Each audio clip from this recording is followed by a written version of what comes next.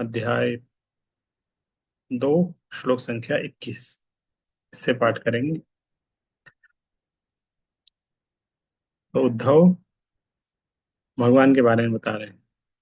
उद्धव विदुर ने उद्धव से कुछ प्रश्न पूछे हैं भगवान कृष्ण लीला। तो उद्धव अभी क्या बता रहे हैं, हाइलाइट्स बता रहे हैं कृष्ण लीला की। कृष्ण का स्मरण किया उद्धव ने, और जो जो उनके स्मरण में आ रहे हैं एज ए हाइलाइट्स वो फटाफट फटाफट बता दे रहे हैं। भगवान श्री कृष्ण समस्त त्रयों के स्वामी और समस्त प्रकार के सौभाग्य की उपलब्धि के द्वारा स्वतंत्र रूप से सर्वोच्च है। इस सृष्टि के नित्य लोकपालों द्वारा पूजित है, जो अपने करोड़ों मुकुटों द्वारा उनके पांवों का स्पर्श करके उन्हें पूजा की सात सामग्री अर्पित करते हैं। भगवान श्री कृष्ण अत्यंत उदार तथा कृपालु है, जैसा कि ऊपर के श्लोकों में बतलाया गया है। फिर भी वे समस्त त्रयियों के स्वामी हैं। वे तीन लोकों, प्रकृति के तीन गुणों तथा तीन पुरुषों, कारणोदक्ष विष्णु, गर्भोदक्ष क्षीरोदक्ष विष्णु के स्वामी हैं।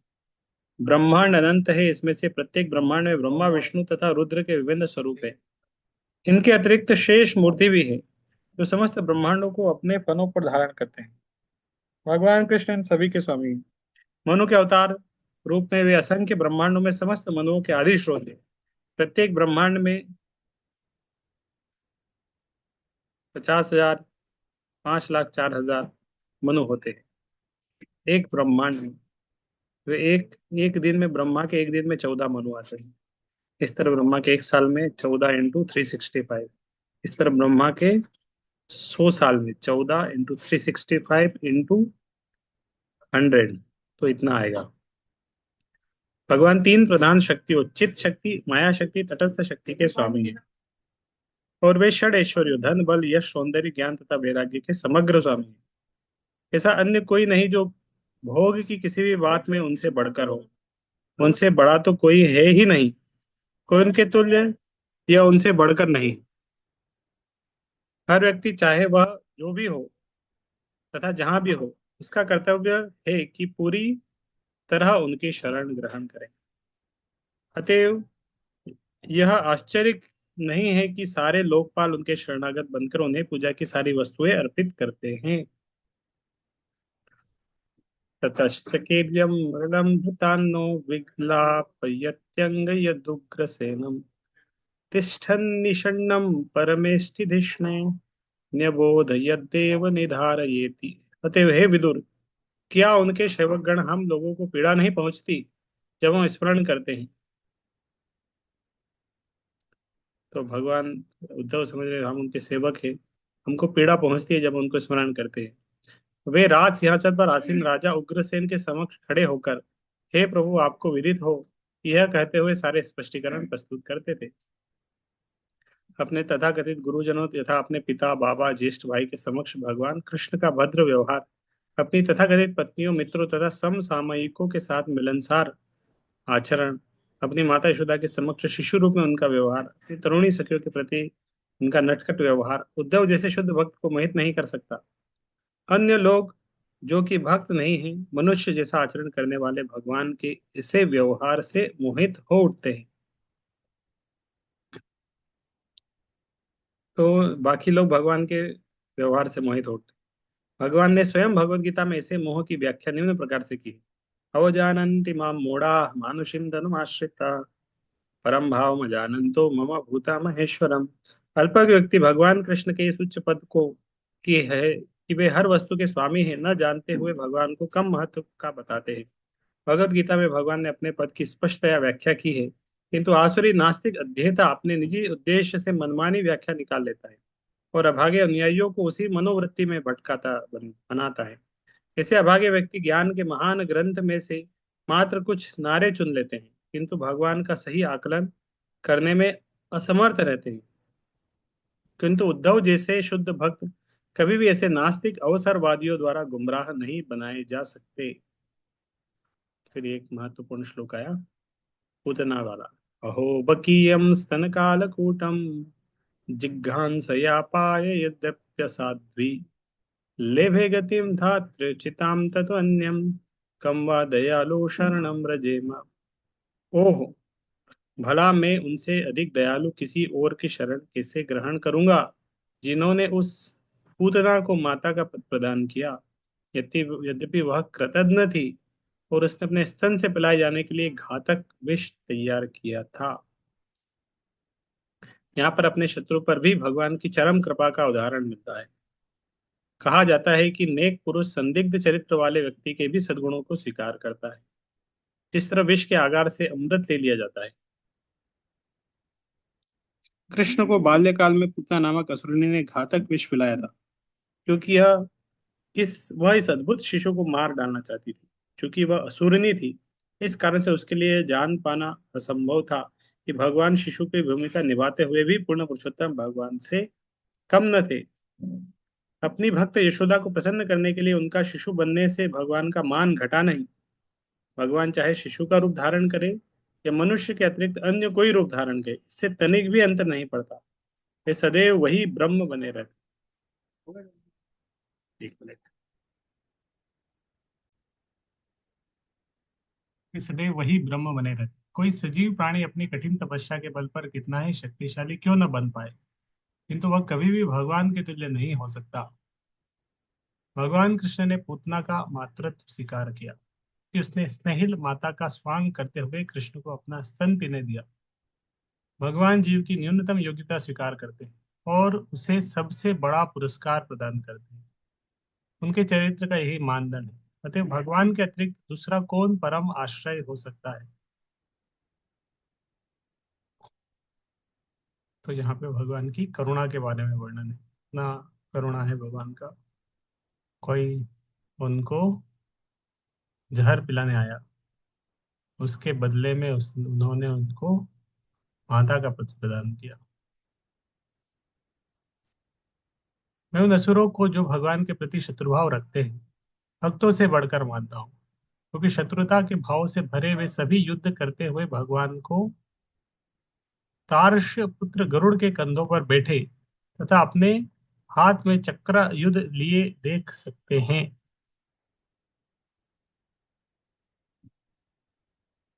मैं उन असुरों को जो भगवान के प्रति शत्रुभाव रखते हैं भक्तों से बढ़कर मानता हूँ, क्योंकि शत्रुता के भाव से भरे हुए सभी युद्ध करते हुए भगवान के तारक्ष कश्यप पुत्र गरुड़ के कंधों पर बैठे अपने हाथ में चक्रयुद्ध लिए देख सकते हैं।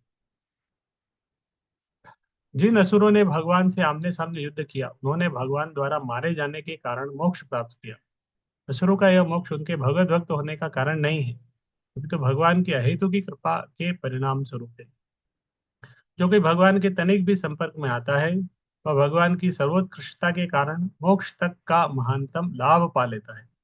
वे इतने दयालु है कि अपने शत्रुओं तक को मोक्ष प्रदान करते हैं, क्योंकि वे लोग अपने संपर्क में आते हैं और अपने शत्रुवत विचारों के कारण अप्रत्यक्ष रूप से भगवान में लीन रहते हैं। वस्तुतः असुरगण कभी भी भक्तों के तुल्य नहीं हो सकते, किंतु उद्धव बिछो भावना के कारण उस तरह से सोच रहे थे।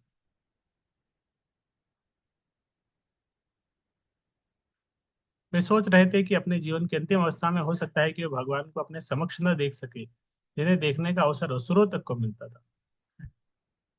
तो युद्ध सोच रहे थे वो असुर कितने लाभ सौभाग्यशाली, अपने अंतिम क्षणों में भगवान का संग मिला उन्हें।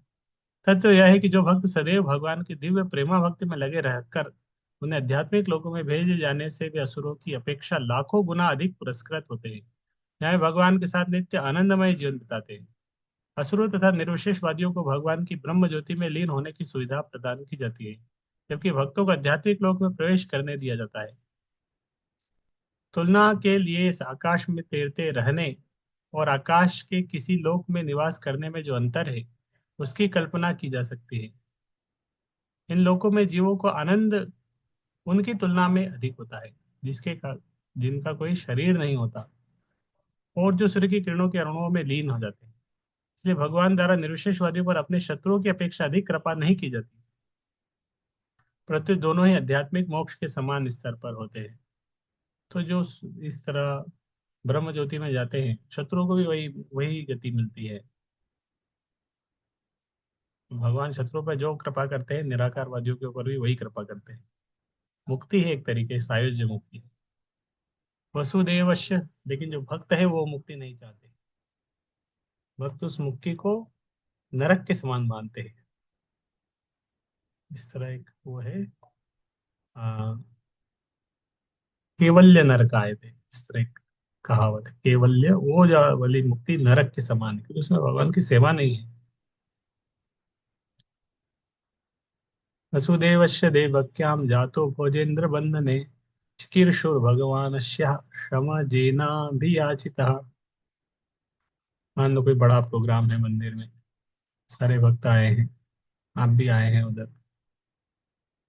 कोई माला बना रहा है, कोई प्रसाद बांट रहा है, कोई तिलक लगा रहा है, सब कुछ ना कुछ सेवा में लगे हैं। आप उधर खड़े हैं, कुछ नहीं कर रहे हैं, आपको कोई सेवा में भी नहीं लगा रहा है, तो अच्छा लगेगा क्या? तो ऐसी स्थिति में हमारा भी इच्छा होगा, नहीं नहीं हम भी कुछ करें, हम भी कुछ करें, इस तरह मन होगा कि कुछ करते हैं। बाकी सब कर रहे हैं, सब एक्टिवली भगवान की, तो भगवान को प्रसन्न करने के लिए कुछ कर रहे हैं, तो इस तरह उनका भी, हमारा भी मन होगा कि हम भी कुछ करें।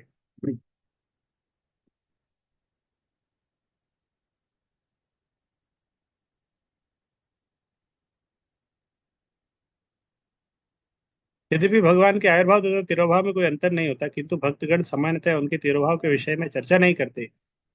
विदुर ने उद्धव से कृष्ण कथा सुनाने के लिए आग्रह करके भगवान के तिरोधान की घटना के विषय में उद्धव से अप्रत्यक्ष रूप से पूछा।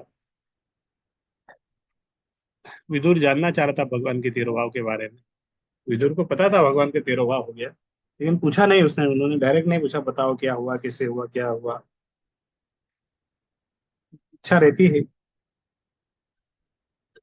किसी का एक्सीडेंट वगैरह कुछ हो जाता है ना, तुरंत उसके परिवार वाले सब उसको फोन लगाने पड़ते हैं, लगाने लगते हैं, घर आने लगते हैं मिलने के लिए। वो जो जो आता है सब वही पूछता है, क्या हुआ, किसे हुआ, क्या हुआ, किसे हुआ, क्या हुआ, किसे हुआ। सबको वही जवाब देना पड़ता है, मैं जा रहा था उधर से गाड़ी आ रही थी, उसने ब्रेक लगा दिया, मैं ब्रेक नहीं लगा पाया, सेम स्टोरी बार सबको सुनाना पड़ता है। सब जानना चाहते हैं। विदुर ने उद्धव से आग्रह किया भगवान के तिरोधान के बारे में। अतः उद्धव ने भोजों के राजा कंस के मथुरा बंदीगृह में वसुदेव देवकी के पुत्र के रूप में उनके आविर्भाव से कथा कहनी प्रारंभ की। इस जगत में भगवान के लिए कोई काम नहीं है, किंतु जब ब्रह्मा जैसे भक्तों द्वारा उनसे अनुरोध किया जाता है, वे संपूर्ण ब्रह्मांड के कल्याण हेतु पृथ्वी पर अवतरित होते हैं। भगवद गीता में इसका उल्लेख हुआ है, परित्राणाय साधूनां विनाशाय च दुष्कृतां धर्म संस्थापनार्थाय संभवामि युगे युगे। ततो नन्दव्रजमितः पुत्रा कंसा द्विबिभ्यता एकादश समास तत्र गूढ़र्षि सबलो अवसत। तत्पश्चात कंस से भयभीत होकर उनके पिता उन्हें नंद महाराज के चरागाहों में ले आए, जहां वे अपने बड़े भाई बलदेव सहित ढकी हुई अग्नि की तरह 11 वर्षों तक रहे। प्रकट होते ही भगवान को मार डालने के कंस के संकल्प के भय से उन्हें नंद महाराज के घर भेज देने की कोई आवश्यकता नहीं थी। यह असुरों का ही कार्य होता है कि भगवान को मार डालने का प्रयास करे, जैसे सभी प्रकार से सिद्ध करे कि ईश्वर नहीं है, या कि ईश्वर सामान्य मनुष्य है और वे ईश्वर नहीं है। भगवान कृष्ण कंस जैसे व्यक्तियों के ऐसे संकल्प से तनिक भी प्रभावित नहीं होते, किंतु शिशु की भूमिका के निर्वाह हेतु तो उन्होंने अपने पिता द्वारा नंद महाराज के चरागाहों तक ले जाना स्वीकार किया, क्योंकि वसुदेव कंस से भयभीत थे। महाराज नंद को अपने पुत्र रूप में उन्हें प्राप्त करना ही था, और यशोदा माई को भी भगवान की बाल लीलाओं का आनंद लेना था। इसलिए सभी की इच्छा पूर्ति हेतु कंस के बंदी गृह में उनके आविर्भाव के तुरंत बाद उन्हें मथुरा से वृंदावन ले जाया गया। वे वहां 11 वर्षों तक रहे, और उन्होंने बड़े भाई तथा प्रथम अंश बलदेव के साथ बाल्यकाल, कुमारावस्था, किशोरावस्था की मनोहर लीलाएं की। तो भगवान वृंदावन में कितने 11 वर्ष रहे। बाल्यकाल, थोड़ा बड़े हुए कुमार अवस्था, और बड़े हुए किशोर अवस्था। कंस के क्रोध से कृष्ण की रक्षा करने का वसुदेव का विचार दिव्य संबंध का एक अंश है। भगवान को तब अधिक आनंद प्राप्त होता है जब कोई व्यक्ति उन्हें अपने अधीनस्थ पुत्र के रूप में स्वीकार करता है। ना भगवान को अच्छा लगता है अगर कोई उन्हें पुत्र की तरह मानता है, जिसे जिसे पिता के संरक्षण की आवश्यकता होती है, अपेक्षा इसकी कि कोई उन्हें भगवान रूप में स्वीकार करे। भगवान को कोई पिता पिता माने और भगवान को कोई पुत्र माने, तो पुत्र मानते हैं तो भगवान को ज्यादा आनंद आता है। ये सभी के पिता है और सभी की रक्षा करते हैं। किंतु जब उनका भक्त यह मान लेता है कि भगवान को भक्त की देखरेख में रहकर सुरक्षा प्राप्त करनी है, तो इससे उन्हें दिव्य हर्ष होता है। अतएव जब कंस के भय से वसुदेव उन्हें वृंदावन ले गए तो भगवान को आनंद प्राप्त हुआ, अन्यथा उन्हें कंस से या अन्य किसी से कोई भय नहीं था।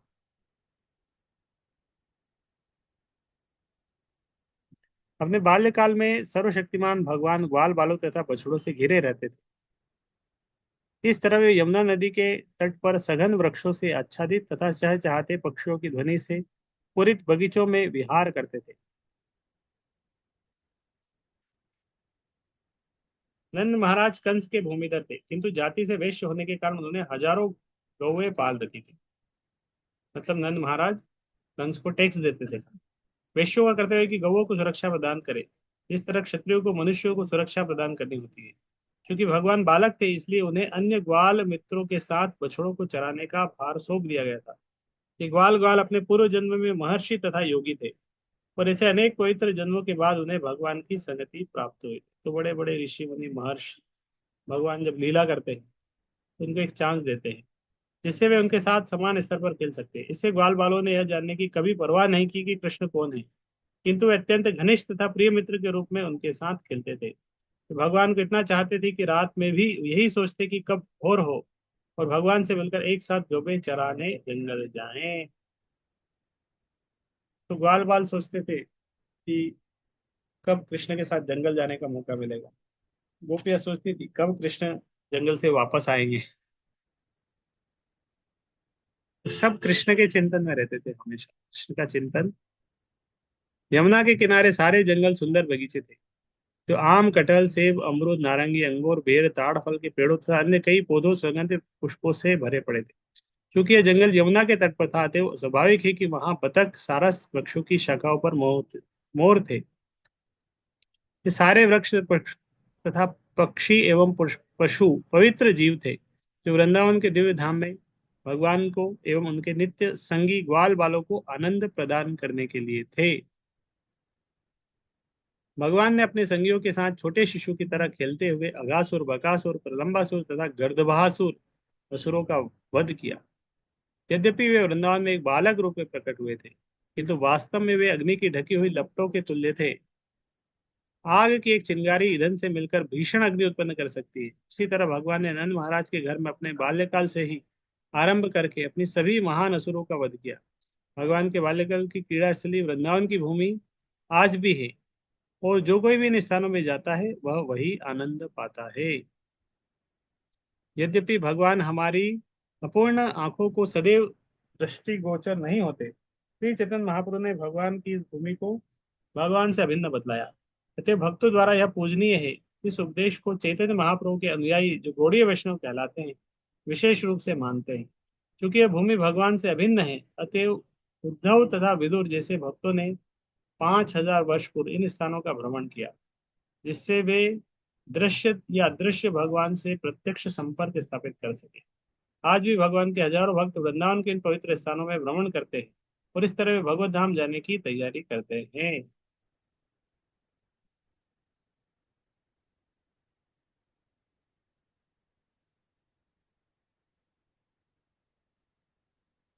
23 नंबर श्लोक। विदुर को भगवान कृष्ण की लीलाओं के हाइलाइट्स बता रहे हैं, एकदम संक्षेप में भगवान कृष्ण की लीलाएं बता रहे हैं। तो अभी हम दूसरा अध्याय पढ़ रहे हैं। इसमें उद्धव भगवान की वृंदावन की लीलाओं के बारे में बता रहे हैं। मेनली कृष्ण वृंदावन मथुरा में जो लीलाएं हैं, वो सब बता रहे हैं। आज हमने पढ़ा 23 नंबर श्लोक, mercy given to Putana, Putana को किस तरह कृपा प्राप्त हुई। कल हम बाकी के श्लोक पढ़ेंगे, ये अध्याय पूरा हो जाएगा कल वृंदावन के पास टाइम के साथ। उसके बाद जो तीसरा अध्याय है, उसमें Lord's pastime out of Vrindavan, Vrindavan के बाहर के पास टाइम, कंस का वध, उज्जैन में किस तरह गए, एजुकेशन, मैरिज, कुरुक्षेत्र का युद्ध, द्वारका की लीलाएं, ये सब बताते हुए एट द एंड फिर किस तरह यदु डायनेस्टी का एनिहिलेशन होता है, किस तरह यदु डायनेस्टी अब प्रकट होती है, उसके बारे में बताएंगे। तो ये दूसरा अध्याय कल पूरा हो जाएगा। और उसके बाद इतना बोलने के बाद फिर उद्धव बोलेंगे उनको कि अब हो गया, मैं तो आपसे छोटा हूँ, और छोटे होके मैं आपको ज्यादा उपदेश नहीं करना चाहिए, आप अब बड़े हैं। तो इसीलिए अ, आप मैत्री मुनि के पास जाइए, बाकी क्या आपके प्रश्नों के उत्तर मैत्री मुनि देंगे। तो फिर उद्धव विदुर को मैत्री मुनि के पास भेजते हैं। तो चौथे अध्याय से क्या शुरू होगा? विदुर अप्रोचेस मैत्रेय, मैत्रेय के पास जाएंगे, और विदुर मैत्रेय संवाद होगा। तो फिर विदुर मैत्रेय संवाद ही पूरा तीसरा स्कंद, पूरा चौथा स्कंद, तीसरा और चौथा स्कंद दोनों विदुर मैत्रेय संवाद है। ठीक है।